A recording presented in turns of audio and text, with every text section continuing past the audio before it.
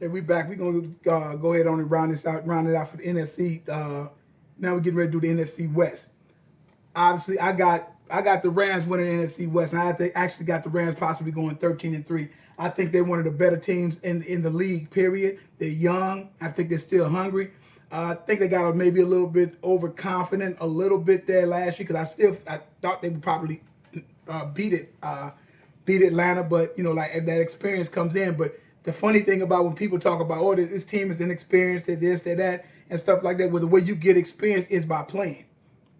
And I know experience has something, but a team that starts, you don't always have experience. You have to play the experience, which means that you have to have a maturation process as you're literally playing the game when you're a young team. Much like if you go back and check those Seattle teams out, I bet you from a couple of years ago and whatnot. Of course, the window's already closed on that team and whatnot. And to the point where it's like, no, we're going to make this happen. I don't care about it being too young. That's the kind of mentality that you have to have. That no, we're trying to make this thing happen right now. I don't care if we're a bunch of 22, 23-year-old players and stuff like that. It's time for us to make it happen right now. So I see that with the Rams this year. I honestly see them taking the next step forward and possibly even being in the NFC championship game. They're that stacked. You know what I'm saying? To me, they're that stacked. You have Golf came back and basically redeemed himself after horrendous. I think that was his rookie season or whatever that he had, and he basically, like I said, 3,804 yards, and he had 28 touchdown passes. So a major, major improvement from what he had the year before. But then again, I guess you possibly could have that was when you're playing on the Jeff Fisher's team as well. um, they got Brandon Cooks from New England, who had a stellar year last year with Brady, went to a Super Bowl and everything, 65 catches, 1,082 yards, 7 touchdowns. You had him. You got him at a wide out, and you got this Woods at a wide out, 56 receptions, 781 yards, and 5 touchdowns. So he got a little bit of weaponry going on that he has going on right now. So he should be able to pick them, be able to do some things with them. It's anchored up front by Andrew Whitworth, the veteran tackle, still making plays, making happen, keeping his blind side straight and everything like that. And they solid up front and whatnot. And of course, you got you got Todd Gurley. I mean, I don't need more to say he's one of the best in the business. I still say he's not Le'Veon Bell yet, but he's getting there. We'll see what happens. But like I said, Gurley, hey, he's right there, can catch. He can catch. He obviously can run the ball and everything like that. So it's like this team is stacked. They're definitely stacked. Go to the defense side of the ball. They acquired Dominic Sue. If Sue has a renaissance, Sue can actually end up coming up to a point of taking his, because Sue first 4, 5, 6 years in the league, just as good as any defensive tackle. He can have a renaissance and possibly end his career being maybe a second ballot Hall of Famer.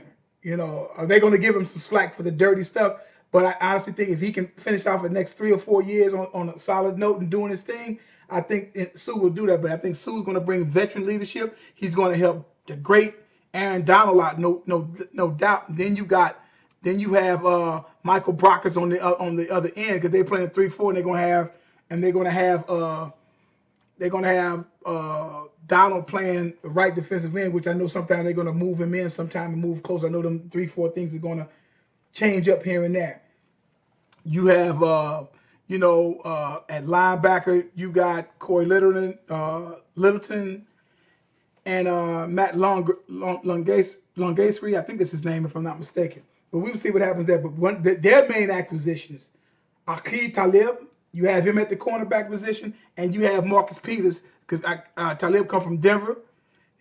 He won when he was in New England. He won over there in Denver. And then you have Marcus Peterson.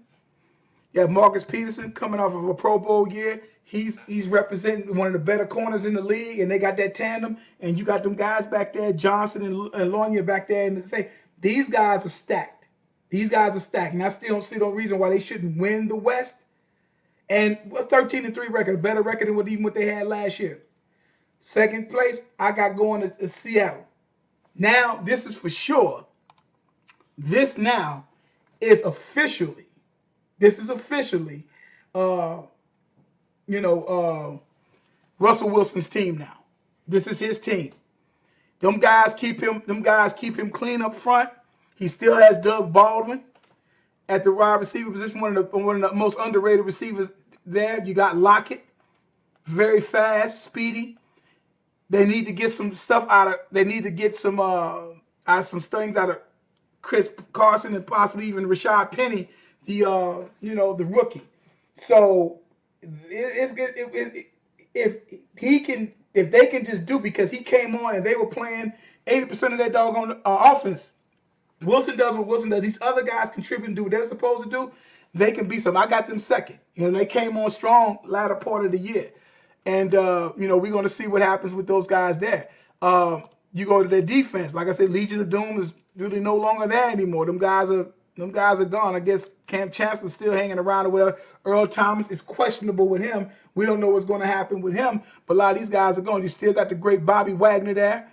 We're going to see what happens with you got the defensive end from Frank Clark. You got Deion Jordan. So we'll see what these guys are going to be made of this year on that side of the ball. I think they'll be able to score points, obviously, on offense and whatnot. But what made it, I think it's a switch. The offense and the team is going to be led by that of Russell Wilson. All the other boisterous guys are gone.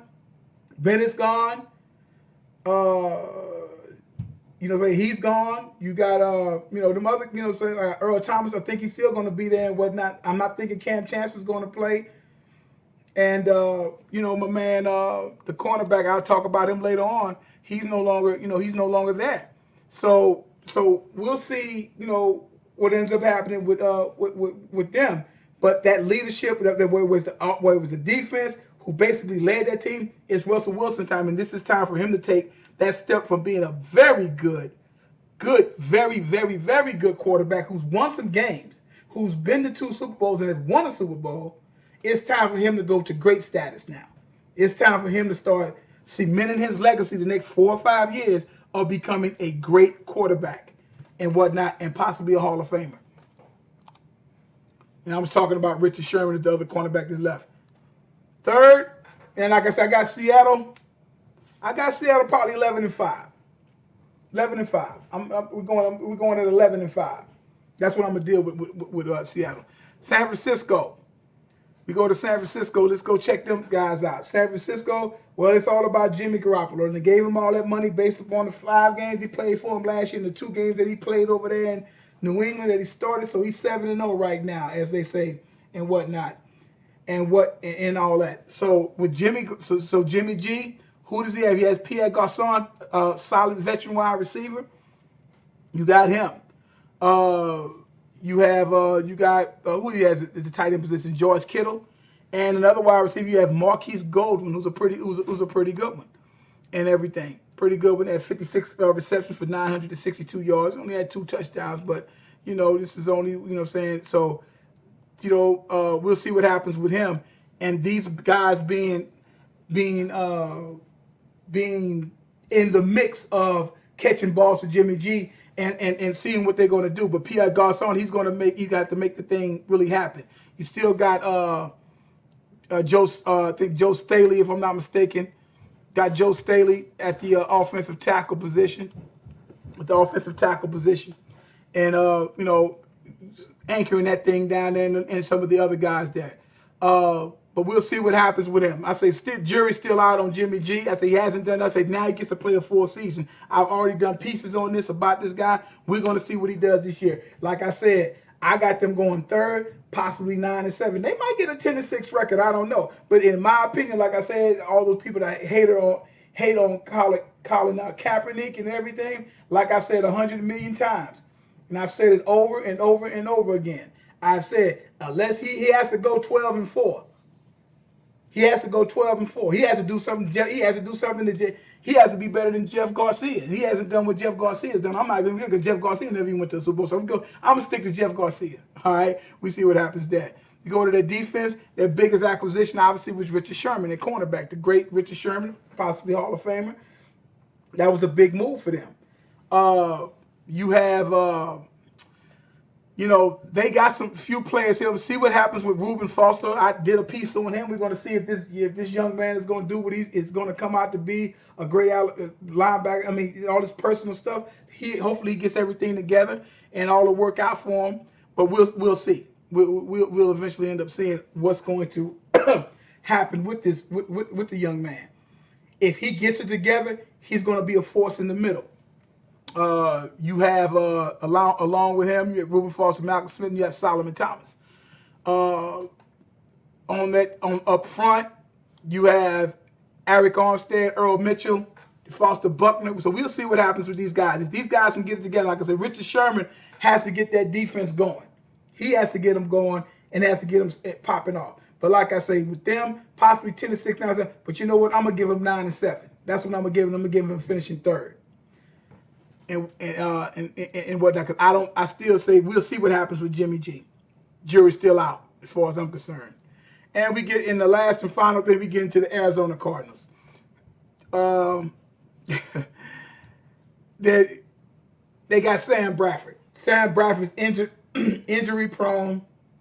He'll show you the reason why he got picked, and then the other reason show you like why he got picked, and then you got the other point of like why did we pick him? So that's the whole thing about with him. He gets to throw to Ricky Seals-Jones. I'm gonna see what this guy's gonna do here. I know he has some off the field issues.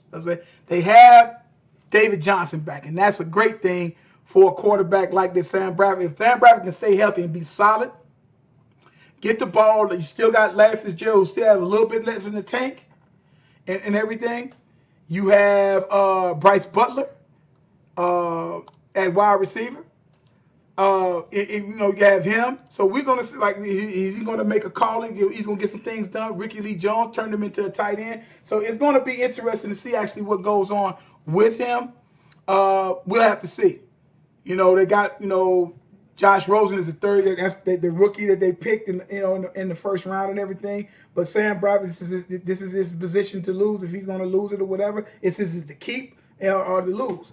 But David Johnson is between David Johnson and Larry Fitzgerald, and what Bradford is going to do between those three.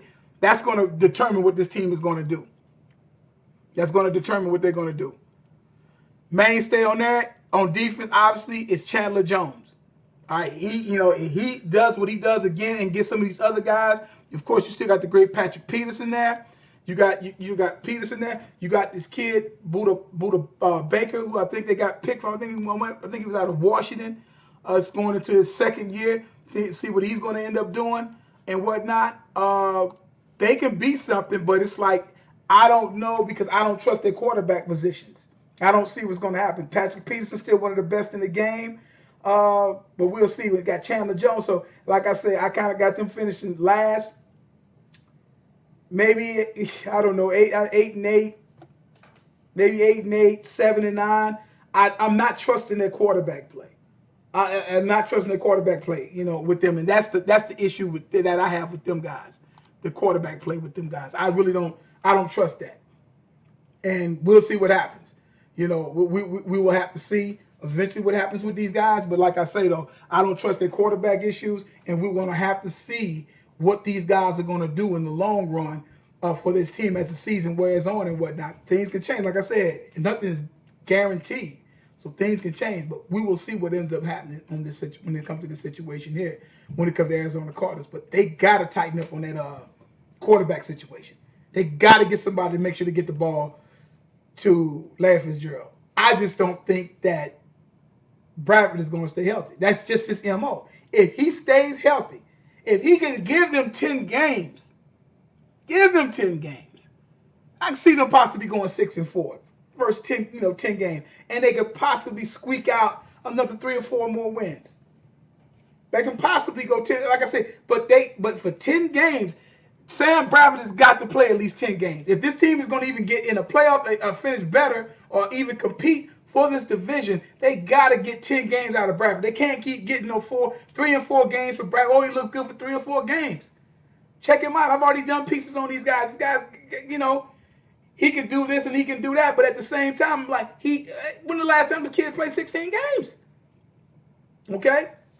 So that's it for the NFC. I may come back and start. I might do a couple on the AFC, but I'm gonna be finishing up AFC between today and tomorrow. But the NFC is done. Those are my picks, man. I'm gonna go ahead and live with them. All right. Catch up with you guys later. Check me out on Twitter. Check my page, YouTube page. Hit me some, hit a brother with some likes, or you got some comments. We can talk. We can debate. Go back and forth about it and stuff like that. And go from there. And like I said, subscribe to the page. Check me out on Twitter, Untupman 62. Everything Football 62. Check me out. Subscribe to the page or whatever. Appreciate the love that I get. And we're going to be doing this a lot more because the season's on. Like I said, I don't try to talk about nonsense and whatnot. I know this is the information age when it comes to a lot of this these football players and their personal life and Twitters and Instagram. I don't care two squats about that. I want to know what them X's and O's are about, so I don't get caught up in all that other mess. I sometimes, as an older gentleman, I see some things these young guys running around here doing.